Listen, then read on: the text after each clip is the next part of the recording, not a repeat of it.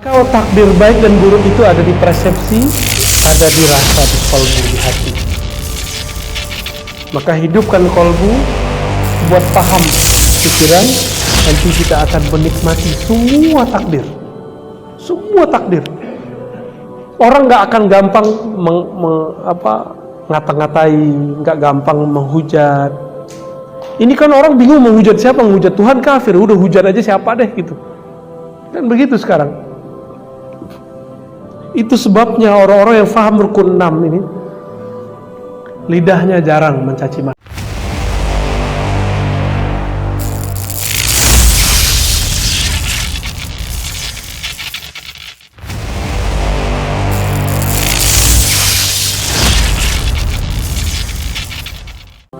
Warahmatullahi wabarakatuh.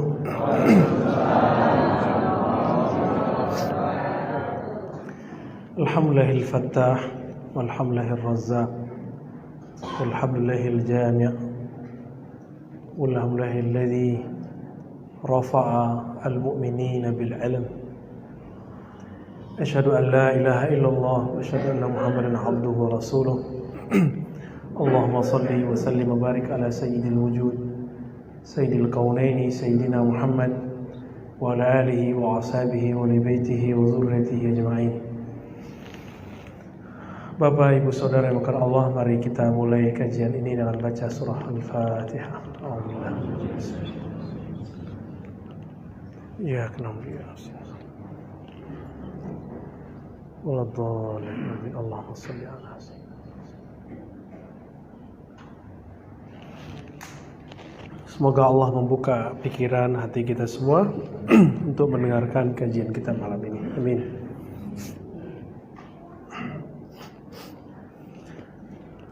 Hidung udah nggak tersumbat, tapi telinganya yang kesumbat karena ganti-ganti suhu ya. Jadi di telinga saya agak bengang. Alhamdulillah, kita akan membahas rukun iman yang ke-6. Dulu pernah kita bahas di bank Kepri ya. Masih ingat ya? Tapi tahun berapa itu saya lupa. Di sini belum ya. Ya betul. Ya, tapi di musola ya. Beriman kepada takdir atau qada dan qadar ya. Kita sekarang tinggalkan lafaz ini, kembali ke hadis. Dalam hadis ada dua versi hadis Abu Hurairah. Dalam riwayat Abu Hurairah, an tu'mina bil qadari kullih. Engkau percaya kepada qadar. Qadar bahasa kita kadar. Udah jadi bahasa kita. Apa arti kadar? Ukuran. Ya, di bawah aja. Ukuran. Ukuran itu satu atau lebih? Lebih seharusnya. Kadar. Di lafaz berikutnya kullih, semuanya. Di situ tidak disebutkan kadar itu baik ataupun buruk, hanya disebutkan kamu percaya takdir semuanya. Hanya begitu. Hadis ini ada di bab pertama dalam Sahih Muslim, tapi nomornya bukan nomor pertama, nomor kedua atau ketiga ya. Sedangkan di nomor pertamanya itu bukan dari Abu Hurairah. Jadi Abu Hurairah dengar Nabi percaya kepada takdir semua. Sahabat Nabi yang kedua, Abdullah bin Umar, mendengar dengan makna yang sama, tapi lafaz yang dia sampaikan beda dikit. An tu'mina bil qadari khairihi wa syarrih. Kamu percaya kepada takdir, apakah takdir itu ukurannya baik atau tidak baik. Tapi kata baik dan tidak baik tidak bertemu dalam hadis yang lain. Berarti itu apa? Pemahaman Abdullah bin Umar. Ini seni belajar hadis. Ini yang tidak dieksplor selama ini. Kok sampai di sekolah, sampai di madrasah diniyah, kajian kita di surau-surau, lafaznya lebih umum lagi. Percaya kepada qada dan qadar. itu lafaznya nggak dari hadis Nabi. Boleh nggak? Boleh, tapi kurang afdol. Nah, jadi jangan disalahin ntar guru kita, guru ngaji di kampung-kampung, jangan disalahin. Ya. Yang afdol bagaimana? Percaya kepada takdir semuanya, satu. Atau percaya kepada takdir baik dan buruk. Udah gitu aja. Jangan dimasukkan kata qada. Cukup kata qadar. Karena kata qadar itu langsung dari lafaz mulut Nabi sallallahu alaihi wasallam. Dan di Quran qadran ya atau muqtadiran itu ada di Quran. Ukuran itu ada di Quran. Nah, sekarang kita cek apa arti qadar secara lebih luas. Tadi saya sudah sebut ukuran, apalagi nih. Kadar airnya kurang. Berarti tadi apa? Ukuran airnya. Ada lagi nggak? Kadar. Berapa kadar suhu? Berarti hitungan tuh. Hitungan. Maka kata qadar itu artinya bukan hanya satu pilihan. Kadar itu atau qadar itu pilihan yang lebih dari satu. Maka kadar ini disebut oleh Abdullah bin Umar baik buruk. Berarti pilihan kan? Khairihi au syarri. Baik atau buruk. Contoh.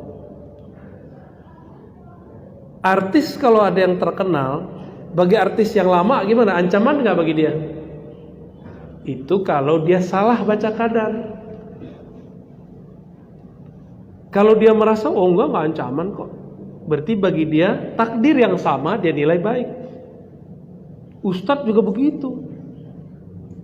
Ustadz itu ada yang terancam loh kalau ustadznya berjiwa artis. Muncul ustadz baru yang alim, wah terjemah gue diambil nih. Kalau bahasa artis gimana? Follower gue diambil nih. Padahal nggak begitu konsepnya. Seharusnya dia menganggap apa? Kalau dia seorang artis, wah tambah seru nih, tantangan nih untuk menaikkan kualitas diri, gitu. Kalau ustadz gimana? Oh, begini tuh ustadz gaya baru, baca kitabnya keren, gayanya nggak usah banyak-banyak, misalnya gitu. Berarti yang harus kita kuatkan apa? Ngaji kitabnya. Misalnya begitu, ini contoh-contoh aja nih. Tapi kalau dia nggak paham, macam-macam. Kalau dia menganggap munculnya dai-dai baru, ulama baru itu sebagai takdir yang baik, dia ngomong gini. Wah, alhamdulillah tugas saya berkurang. Alhamdulillah dalil-dalil yang dulu saya susah hafal, dia hafal. Dia bisa membantu dakwah kita, bahkan dia nanti akan menjadi pemimpin dakwah kita. Kalau bisa begitu, itu baru dai-nya dai ilallah. Kalau enggak dai ila nafsihi, dai yang mengajak kepada jiwanya, popularitas dirinya. Yang boleh populer itu cuma Allah, karena dialah yang zahir. Ya. Yang boleh sokan itu cuma Allah. Yang boleh dipuji-puji itu cuma Allah. Karena dialah yang mengatakan dirinya Alhamdulillah, Al-Hamid, Al-Majid, yang berhak dapat pujian. Maka kalau seorang dai, seorang artis, seorang seniman, seorang apapun dipuji, itu bukan pujian untuk dia, itu pujian terhadap anugerah Allah kepadanya. Berarti yang dipuji siapa? Allah. Cuma orang kadang lupa, mengustad aja bisa lupa. Dia dipuji, dikira dia yang terpuji. Padahal ilmu bukan ilmu dia, zikir bukan zikir dia, jamaah bukan jamaah dia, zauk rasa yang dia dapat bukan zauk dia, faham yang dia terima bukan darinya, tapi dari Allah Subhanahu wa ta'ala. Kapan-kapan Allah mau ambil bisa aja. Ada orang diambil ilmunya pas tidur, ada yang diambil sama badan-badannya mati. Kan serem ya. Pedagang nih. Kalau sekarang dagangannya online ya, bener. Kita dagang online. Nah muncul lagi akun yang baru, yang lain. Dagangannya sama. Terancam nggak? Baik apa buruk? Buruk. Benar buruk? Belum tentu. Belum tentu.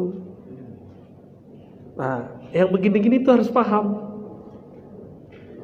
bahwa takdir itu dari Allah sudah diberikan sekian pilihan. Tinggal pilih, anggap itu baik atau anggap itu buruk. Mau bahagia, anggap itu baik. Mau sengsara, anggap itu buruk. Udah gampang toh. Oleh karena itu takdir itu saya ibaratkan seperti meja ini. Bapak pilih sudut sini atau sudut sana. Melihat dari sudut sini atau melihat dari sudut sana. Jadi takdir bukan masalah saya malas-malesan, enggak. Takdir itu justru Allah memberikan kadar, kamu kalau maksimal dapat sekian, kalau nggak maksimal dapat sekian, tapi nggak ada yang lebih dari itu. Gitu. Sehebat-hebat orang hari ini berlatih zikir, belajar ilmu ma'rifatullah, bisa jadi nabi nggak? Nggak bisa. Kenapa? Sudah dipangkas oleh Allah. La nabiyya ba'di, kata Nabi Muhammad. Tidak ada lagi nabi setelahku. Misalnya nih Bapak ada yang bisa zikir semalam 70.000, bisa jadi nabi gak selama 40 hari? Enggak, takdirnya paling tinggi cuma jadi orang soleh atau orang wali. Orang soleh atau waliullah, itu aja takdirnya. Enggak ada namanya jadi nabi. Hatta jika ada nabi turun di akhir zaman, pangkatnya bukan lagi pangkat kenabian. Dia seorang nabi, tapi pangkatnya tidak dipakaikan jabatan kenabiannya. Nabi Isa turun jadi umat Nabi Muhammad, sholat seperti umat Nabi Muhammad, bahkan jadi makmum umat Nabi Muhammad. Apalagi Nabi Khidir, kalau Allah izinkan beliau keluar, muncul jadi umat Nabi Muhammad. Bahkan telah belajar kepada Nabi Muhammad saat sahabat-sahabat hidup. Itu sebabnya Ibnu Hajar al-Asqalani dan gurunya Al-Iraqi memasukkan daftar Nabi Khidir kepada sahabat Rasulullah sallallahu alaihi wasallam. Takdir yang paling indah itu apa? Saya mau tanya nih. Apa takdir paling indah? Kawin? Bukan, belum tentu. Ada orang kawin cerai kok. Ada orang kawin tengkar-tengkar mulu kok. Apa takdir paling bagus? Ketenangan. Oh, boleh. Ada lagi nggak Pak? Husnul khotimah, bagus. Apalagi? Takdir jumpa sama Allah, nggak sabaran dia. Ada satu jawaban yang belum nih. Satu jawaban lagi. Itu benar semua tuh. Ada di antara itu semua terkumpul pada jawaban yang ini. Antum kalau aneh ada buku aneh kasih nih. Gak ada bawa buku kita. Takdir terindah umat manusia sepanjang masa yang diagung-agungkan, dielu-elukan semua para nabi menjadi umat akhir zaman. Sekarang ini Pak. Jangan senyum dulu. Senyum ya, senang ya?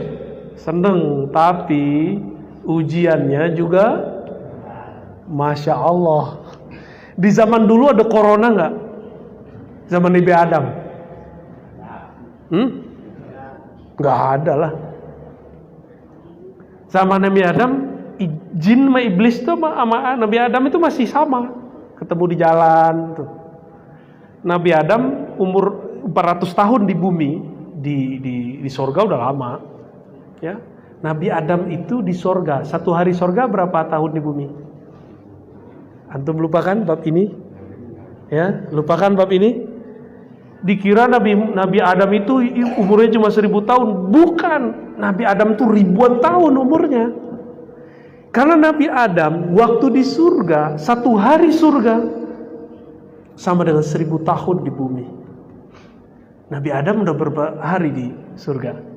Berhari-hari. Jadi rektornya surga. SK-nya langsung dari Allah, surat Al-Baqarah itu. 30, 31, 32, 33 itu kan cerita tentang proses jadi rektor itu. Belum apa-apa udah diangkat duluan tuh. Aku jadikan di muka bumi khalifah. Terus setelah itu diajarin. Habis itu diangkat. Anbithum, ajarkan para malaikat. Itu mahasiswanya Nabi Adam itu malaikat. Canggih gak? Tapi takdirnya yang kalau malaikat diajar tuh nggak berkembang. Maaf ya, bro malaikat ya. Kita bukan merendahkan malaikat. Malaikat itu statis itu datar aja.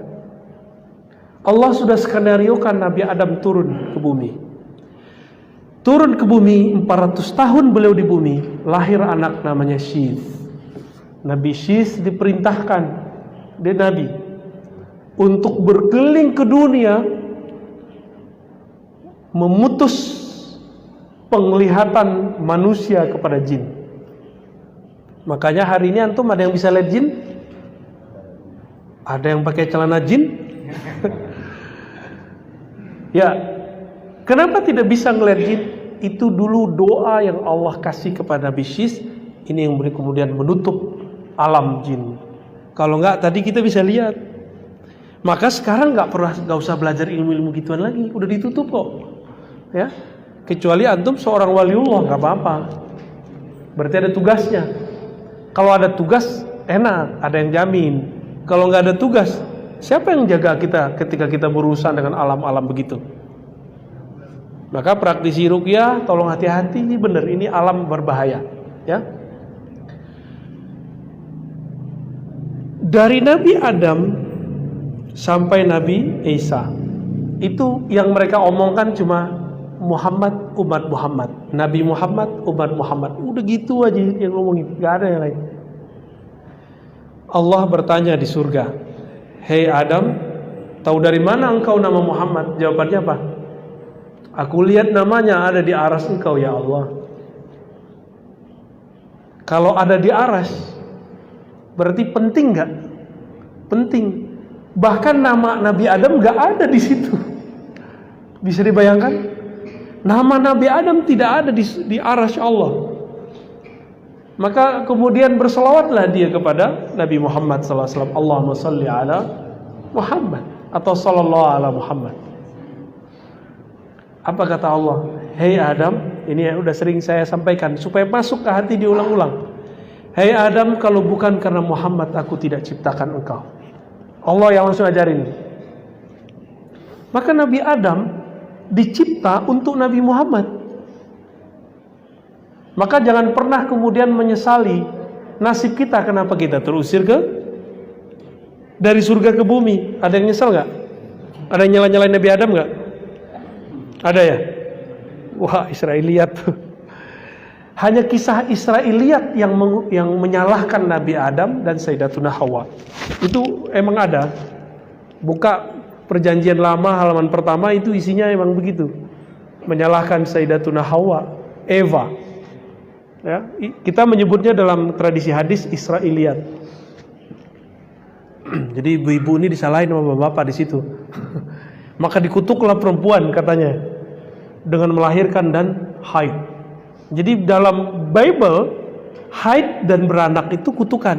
Di dalam Islam bukan. Di dalam Islam itu tugas dari Allah Subhanahu wa ta'ala untuk para ibu. Supaya lahirin anak biar sampai di zaman umat Muhammad sallallahu alaihi wasallam. Nabi Adam begitu. Nabi yang paling fenomenal Nabi Ibrahim. Itu doa, Rabbana wa ba'ats fihim rasulan. Ya Allah, utuslah di kalangan mereka seorang rasul. Siapa rasul di situ? Nabi Muhammad. Tersebut namanya. Nabi Ibrahim punya anak Ishak, terus Yakub, terus sampai ke bawah nanti Nabi Musa. Apa kata Nabi Musa? Ya Rabb, jadikan aku nabi akhir zaman. Tapi takdirnya Nabi Musa jadi nabi akhir zaman? Enggak. Nabi Musa itu dulu pernah ngomong begini ke Nabi Adam. Jadi Nabi Musa diperjalankan secara rohani ketemu Nabi Adam. Nabi Adam sudah wafat secara fisik, tapi ruhnya wafat enggak? Enggak. Apa kata Nabi Musa? Antal ladzi akhrajtana minal jannah, akhrajtana wa dzurriyyatak minal jannah. Ente ya nabi yang ngusir, yang menyebabkan kami terusir dari sorga. Dia lupa ini rektor surga ini, universitas sorga yang dulu ngajarin malaikat. Lupa Nabi Musa. Apa kata Nabi Adam? Oh ini ya cucu saya Musa yang bisa ngomong dengan Allah langsung, tapi nggak mengerti takdir saya, yang mana Allah telah tetapkan di alam azali bahwa saya akan keluar dari dari surga. Bengong Nabi Musa. Maka kata Nabi ya dalam hadis Bukhari, fahajja, lalu menanglah hujahnya Adam ala Musa terhadap Sayyidina Musa. Jadi nabi menabi itu saling sindir-sindir juga. Jangan antum kira nabi ketemu nabi biasa-biasa aja, sindir-sindir itu. Seru tuh kalau ngeliat nabi, wali ketemu wali itu sindir-sindiran. Tapi sindirnya ngelekit, sindirnya sindir ma'rifat. Nabi Musa bercerita tentang susahnya di bumi, takdir toh, takdir di ujung. Nabi Adam berbicara takdir di pangkal. Menangan mana? Yang di pangkal, karena dia tahu semua.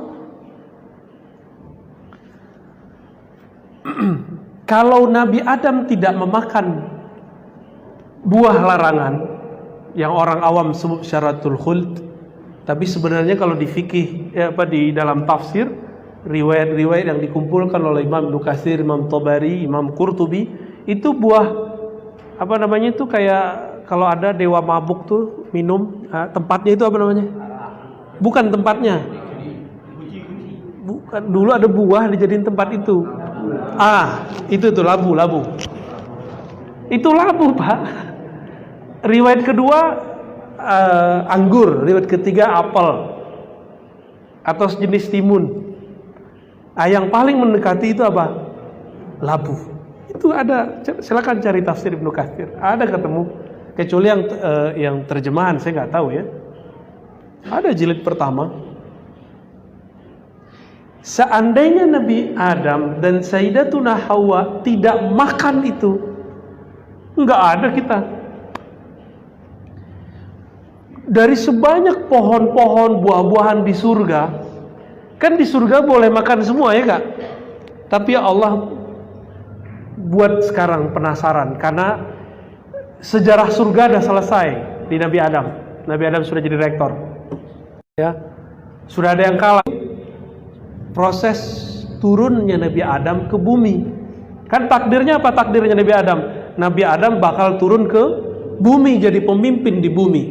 Lalu bagaimana ceritanya supaya turun ke bumi? Dibuatlah skenario cerita Syajaratul Khuld.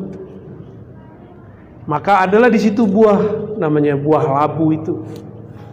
Ya mungkin nama antum ketulis kali di bijinya. Ya enggak?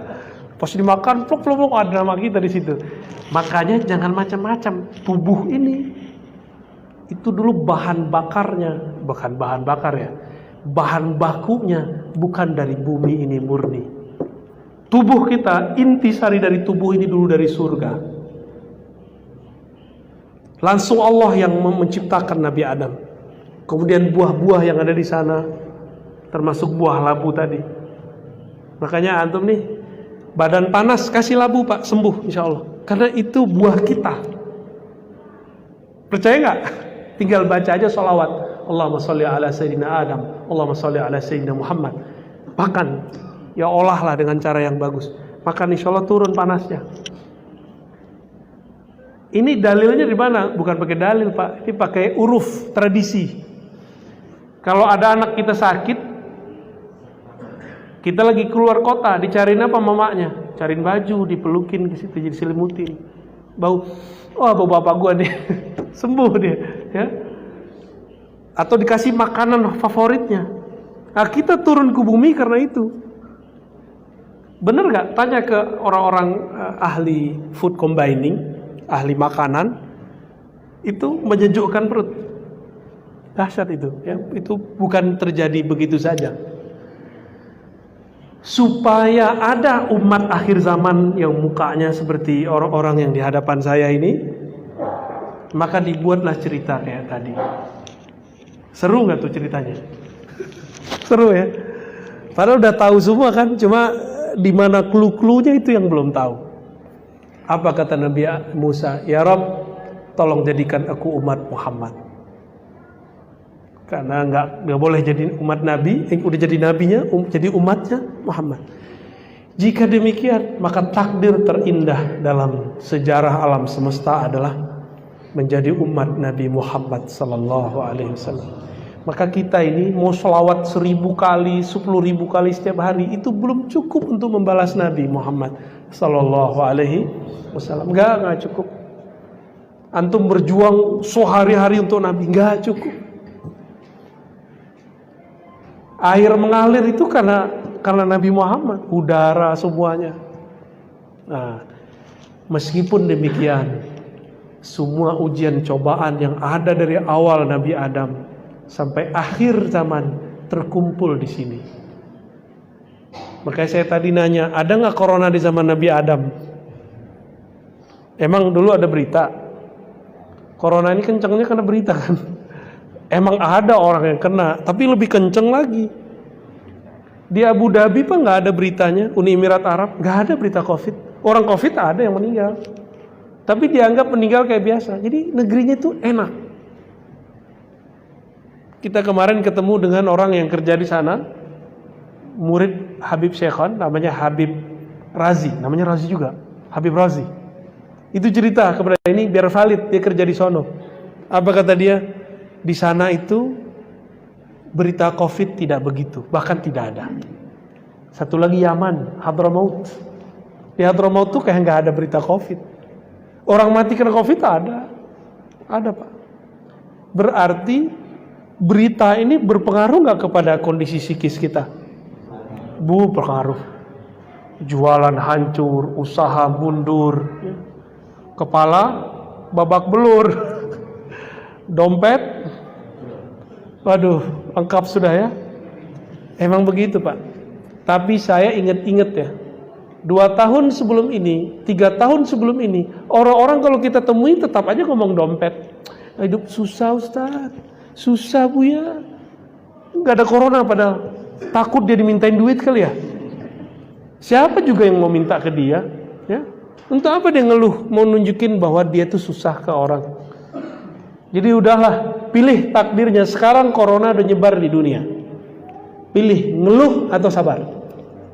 Ada yang lebih canggih, ridho. Orang kalau ridho nggak ada beban di pikirannya. Gimana? Kalau sabar ada batasnya. Syukur ada batasnya. Yang nggak ada sabar, nggak ada batasnya apa? Ridho.